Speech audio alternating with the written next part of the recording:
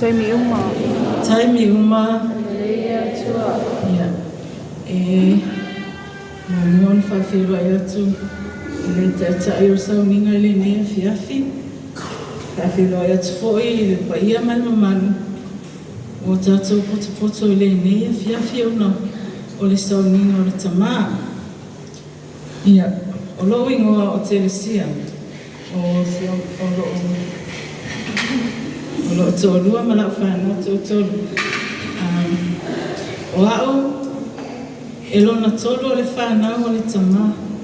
O au e matua o tene. O au fo i e so o i le tamaa lea.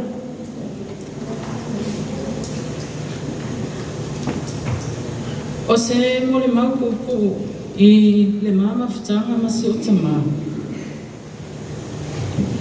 Ona e whaingata, ona e nonofo mai mātoi o.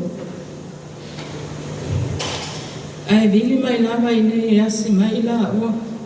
Ai mese o le aina. O taimi unga lava o te vili mai ai.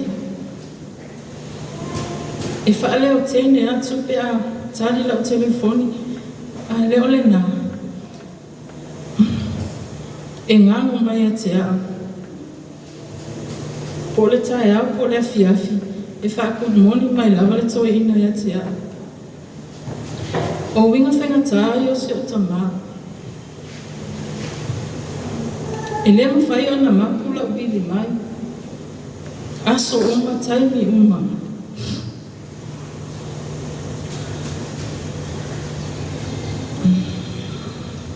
A o le taimi na tinga ina i o ia.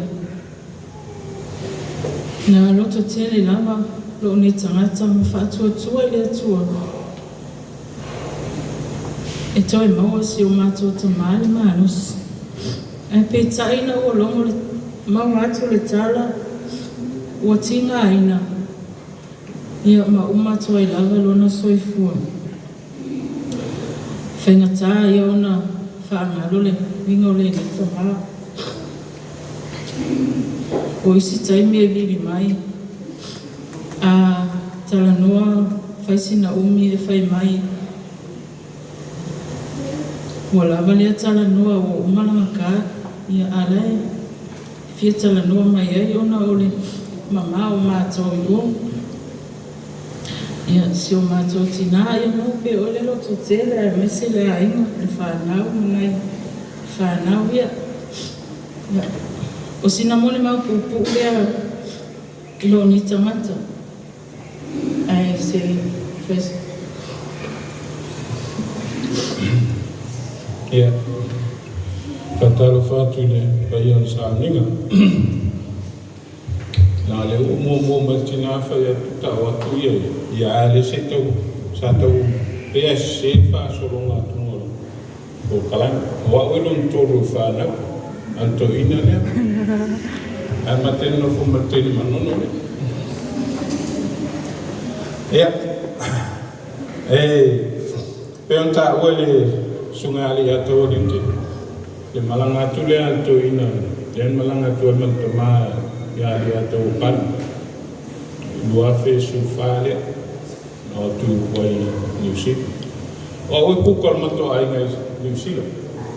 Le lei o la fia fo i tangata ma pe a fia ma tu whai.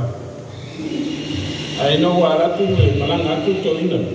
To ma kua fiu e kuka i ai ua le ma mongi skausa me koi.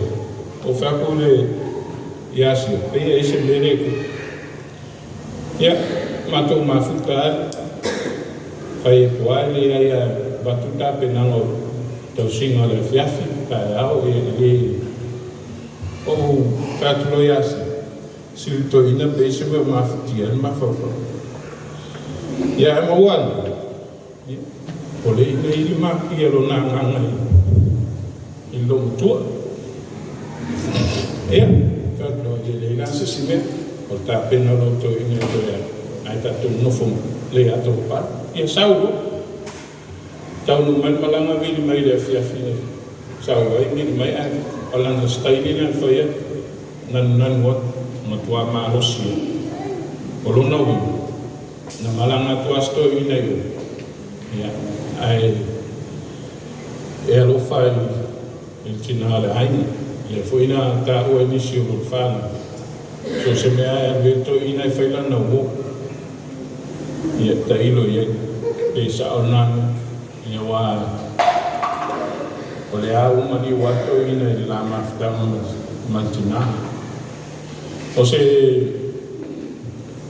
tamau te mon mauina i o kontus pa ia anu ia e loto e ang malua wifi mo lato tofi le nui ona e o se tangata e malu pe anu mon mauina te tono fo si la fia e karisia fa pe fo le fia ang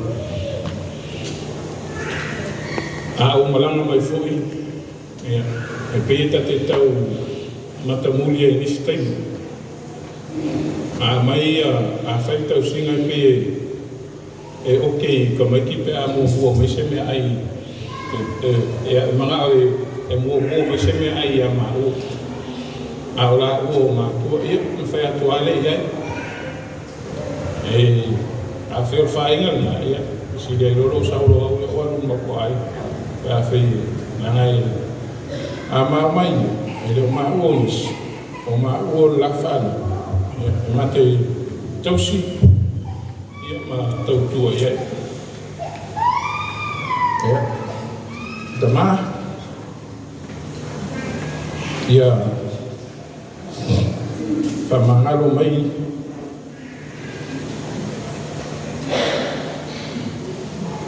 ni o ma se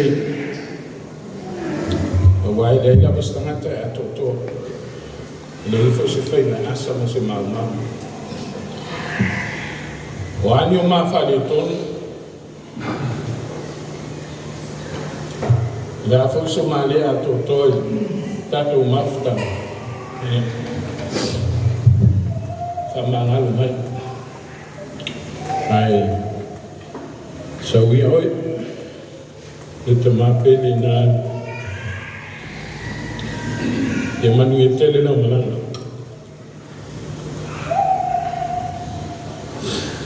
alo fat fo il tua fine ya fatu pe ona mo moatu ai la fa o pe ala matu tau singa e tinaya Sofia o matu sa ele fufuanga e le tau sanga fa pe sa uni malangatu e la o male e o nei matu e sila matu te mafuta ta fa o non tinaya Sofia pe mai ki e se va le karu so fu me non e o fufu ai la ele ka fa o ko ni sila ya leo suia uma moni e o fufu anga tele tu sama finangalo de tua ya jangan lele tu ya man biara fa ngamana tama anyo matu fali tongo anyo matu leo se le ato to sama tu singa sama tu o nanga tu tua yo ya ba mangar mai ya au o mafana o le to le o matu yo a le sira au la to lo la ni sila a lo mo mori te mai e fanga ile fainga malanga tama ya na to se mo ma ku pule fa dia ia ngana fa ftai e fi mo ma winai de sauta o le ni tama isio ma o foi ainga e ma o ma fana pe on silfia ya le o pale ai swafa le atau ya fa ftai mo fa lo o la pule le fa ira ban ne mo ma malanga fa ma o la swafa Yesu amen.